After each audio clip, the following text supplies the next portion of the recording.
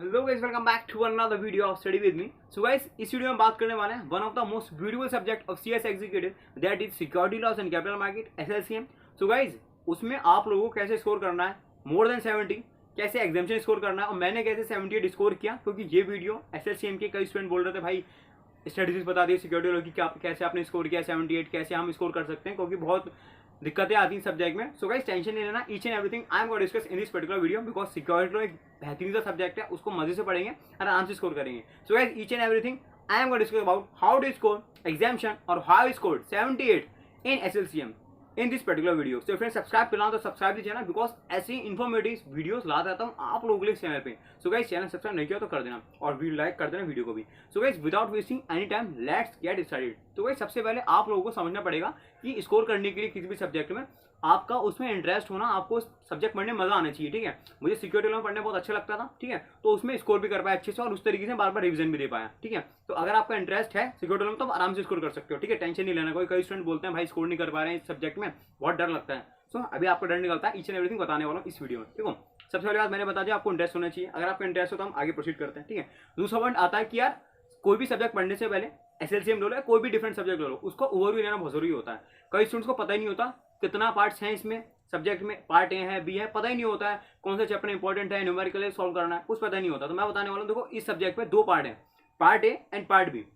Part A आपके 14 chapter होते हैं which can give you 70 marks, और पार्ट बी में होते हैं आपके केवल और केवल only 2 chapter which can give you 30 marks. ठीक है, तो आपके 2 चैप्टर 30 मार्क्स दे सकते हैं और आपके 14 चैप्टर आपको दे सकते हैं 70 marks. I think you got this study, not still now, let me tell you. ठीक है, आप क्या करोगे, सबसे पहले पार्ट बी पे फोकस करोगे, क्योंकि पार्ट बी में 2 ही चैप्टर हैं, एक तो आपका कैपिटल मार्केट इंटरमीडिएट है और एक आपका स्ट्रक्चर ऑफ कैपिटल मार्केट। अब स्ट्रक्चर ऑफ कैपिटल मार्केट में क्या है, बहुत सारे आपके टॉपिक्स दे रखे हैं। ठीक है, सपोज दैट आपके क्यूआई भी दे रखा है, एंकर इन्वेस्टर दे रखा है, बहुत तरीके से ऑप्शन दे रखे हैं, कॉल ऑप्शन, पुट ऑप्शन, बहुत तरीके की इसमें टॉपिक दे रखे हैं। उस टॉपिक्स को पढ़ने में आप समझोगे ना तो ग्रीन शू ऑप्शन वगैरह आपको मजे आएंगे पढ़ने में। तो टॉपिक्स आप पढ़ोगे एंड देन उसको क्या करोगे, आप नोट्स बनाओगे, क्योंकि notes play very important role. तो आपको नोट्स बनाना है पार्ट बी के, ठीक है, चैप्टर नंबर 15 के भी 16 के भी। चैप्टर नंबर 16 है आपका कैपिटल मार्केट इंटरमीडिएट।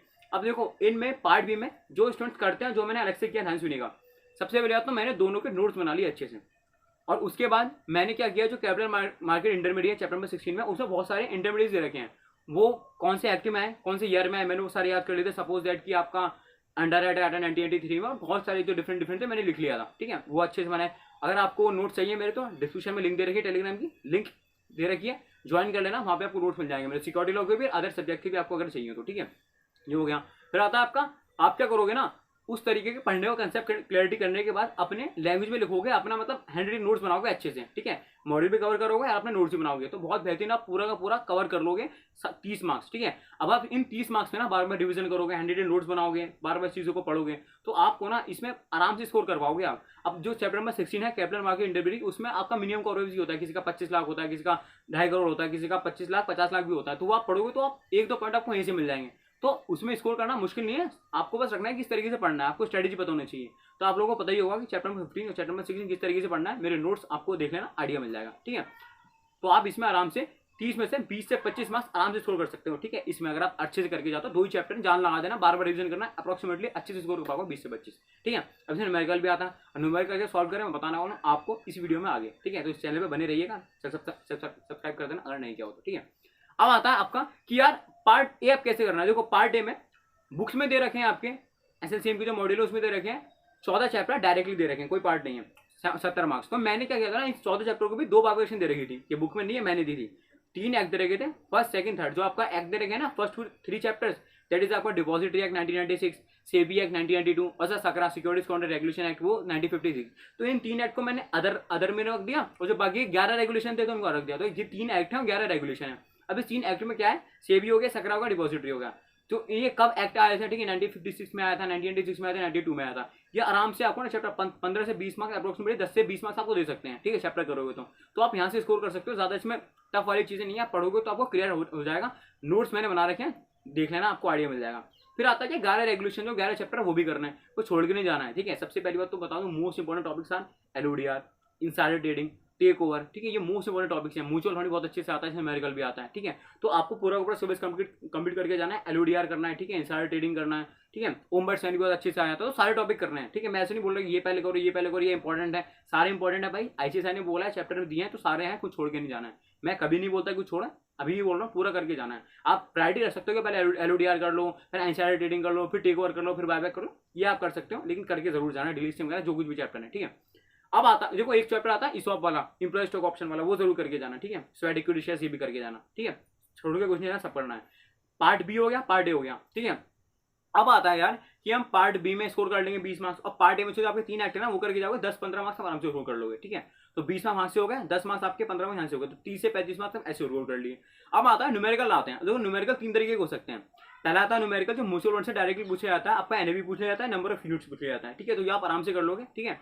तो बहुत बेहतरीन, आप आराम से स्कोर कर सकते हो। इसमें बस आपको क्या ध्यान में रखना है कि जब भी आप प्रेजेंटेशन दो तो प्रेजेंटेशन इस तरीके से देना, पूरा आप करने के बाद क्वेश्चन जब आंसर आप में आएगा ना लास्ट में, तो उसे बॉक्स में बना के आ जाना अच्छे से, कि दिखा देना कि ये मेरा आंसर निकल के आया है। एनएवीआरई, नंबर ऑफ यूनिट्स, जो कुछ भी आपका आंसर आ रहा है वो आप लिखा देना, ठीक है। तो ये आप कर लोगे। उसके बाद आता है कि यार आपका ना पार्ट बी में से भी क्वेश्चन आता है न्यूमेरिकल के, जैसे कॉल ऑप्शन हो गया, पुट ऑप्शन हो गया, उसको भी आप कंसेप्ट क्लियर करोगे और तरीका देख लेना कैसे प्रेजेंट करते हैं आंसर, क्योंकि मैंने कॉपी भी डाल रखी है, वो देख लेना तो आपको आइडिया मिल जाएगा।